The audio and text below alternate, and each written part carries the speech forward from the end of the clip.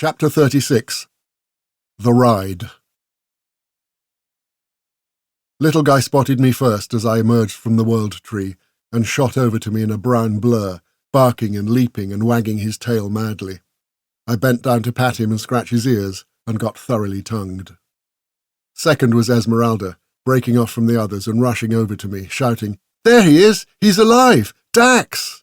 Her arms were around my neck, and she was hugging and squeezing and crying and saying, "We thought we'd never see you again," and, "Oh, Daxx, I'm so happy and so sorry and so relieved. It's so good to see you." She kissed my cheeks loudly and repeatedly and hung off my neck, laughing, her feet lifted back off the ground. I don't think I managed much more than, "Hey, Ezzy, how are you doing?" "Wonderful! Confused. I've got so much to tell you, all of you." The others had gathered around me by then and were hugging and patting and guffawing and chuckling and chattering 19 to the dozen. They'd all assumed that I was dead, that time had taken my life for Esmeralda's, because that was the sort of stupid thing I'd do, she said. Go and make a bargain with him. Well, look what happened to the last person who did that. I said, no, it wasn't like that. He just explained that everything was balanced out now Duran was dead again, like he should have been in the first place, thanks to us, so we'd be getting you back. That seemed to satisfy them.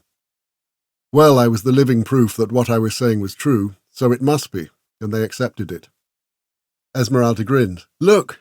She pointed to a pool of red and green light glowing on the ground by Duran's throne. I stared. I felt a thump in my stomach.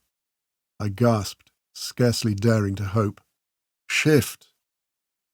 Her tourmaline heartstone was shining again in our staff, with richer, stronger, more radiant reds and greens than she'd ever had before. My heart lurched. I'd expected Esmeralda to be alive, because Ken had told me she was, but Shift? I hadn't realized how much I'd missed her, and now, instead of mourning the loss of her, I could celebrate having her back where she belonged, in my hands. Tears welled up in my eyes as I picked her up, and felt her laughing and skipping for joy, all the way up my arm.